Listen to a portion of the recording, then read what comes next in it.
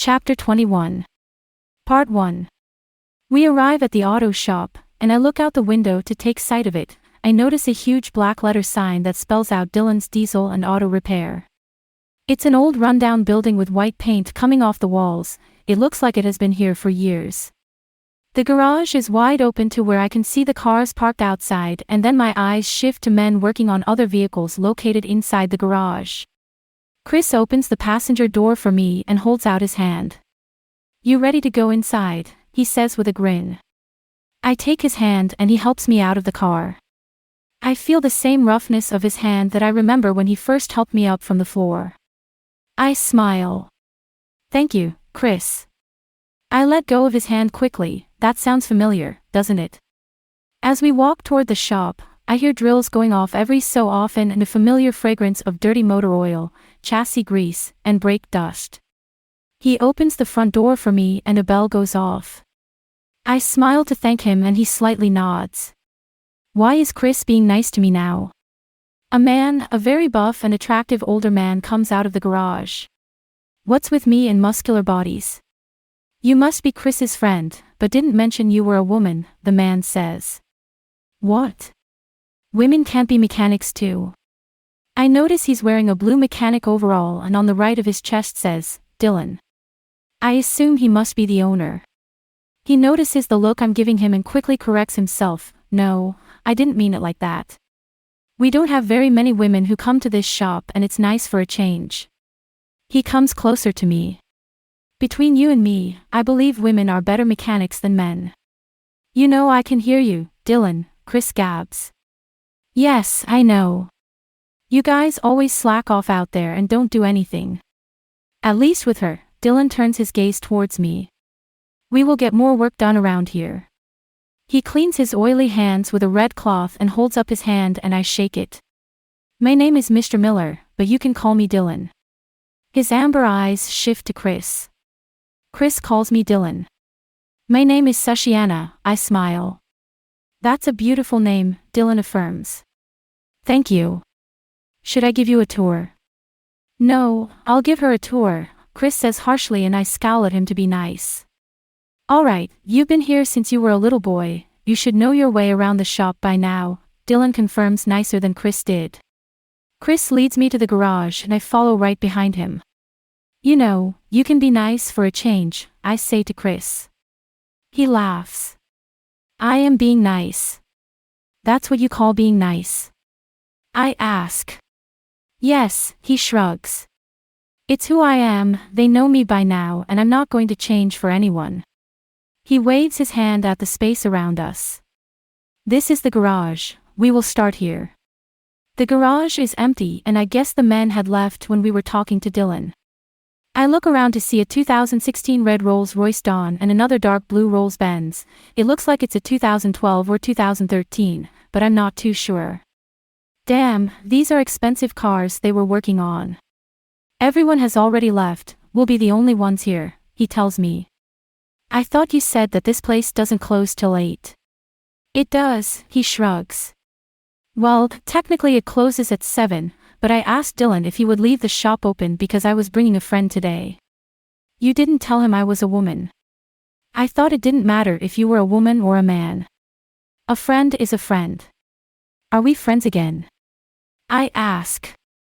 Since he is calling me a friend. Actually, I was the one who said we're not friends anymore, but friends are only what we are and I just want to be friends. Even though he gets me mad, I don't mind being friends, again. "So, we're friends again?" He questions back. I giggle. "I guess we are." Okay. He opens a door, what I thought was the restroom, but it turns out to be a closet and pulls out a pair of overalls. He tosses it to me and I catch it. "Put those on." "Why?" He lifts up a brow and asks. "Do you want to ruin your clothes?" I never put on overalls before, I always just wore the clothes that I have on. I look down at my clothes and see I have my work uniform on. Great, I left my clothes at work and my bag. Now, I have to call or text Camille so she can give me my things. At least I could ask her why she was being nice to Chris. I mean, what was up with that? I look down and notice on the overall has a name tag. It says, Chris. It's mine, but you can use it for today. What would you wear? I'll just take off my shirt. Ha! But aren't there cameras? Also, people could walk in here and see him with no shirt. I think that would fall under as unprofessional in the workplace. He laughs. It's okay. The shop is closed, we're the only ones here. Can he read my mind? Then adds, unless you don't want me to take off my shirt. And no, it's fine. I don't mind if you have no clothes. I smack my forehead. I mean no shirt. I ramble. Shit. Why do I get nervous? He chuckles and removes his black shirt over his head, revealing black ink, what appears to be a wave of an ocean or some type of swirling ink on both of his shoulders.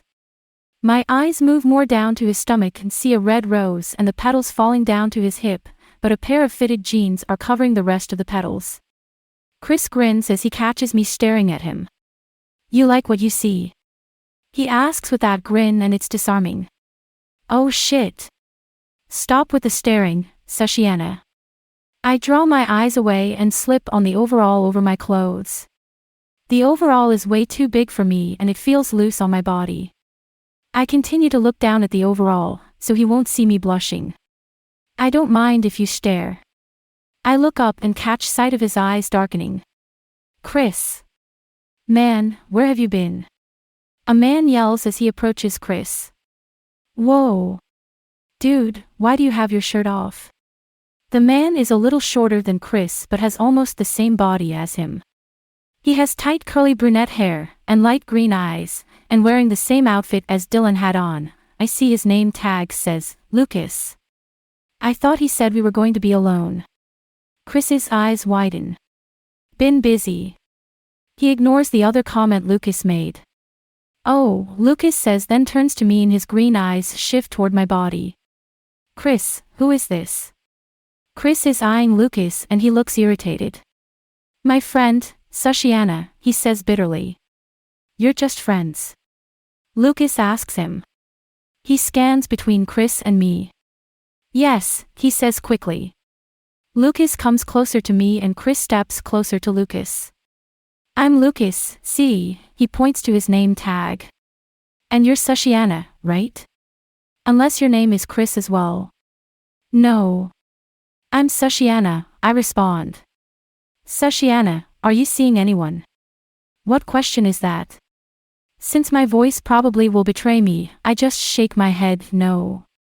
Even before Lucas can get another word out, Chris asks him cruelly, Lucas, what are you doing here? He turns around to face Chris. Well, to put this away, he says as he lifts up his overalls to show him. Then I came to grab my leftovers from earlier today.